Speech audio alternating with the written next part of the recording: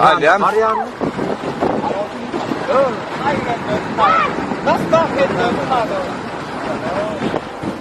Kameradan okuyor oğlum. Nereden? Belli. Hadi okumuş mu? Hadi ne söylüyorsun? Ali. Daşına çıkar ağam, daşına çıkar. Haydi babaydı otur.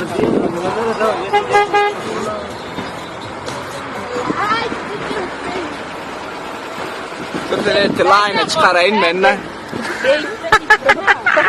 Hayır kanka. İçin mingle yarıma iki gün bir. Hayır kanka. Priyanik. Kanka hayır kanka. Ne verecek? Hayır gitsene kanka. Hayır değil. Ben için. Sıf tapordu piş etiketleri erkek gavver kıtı. Götüreyle bol.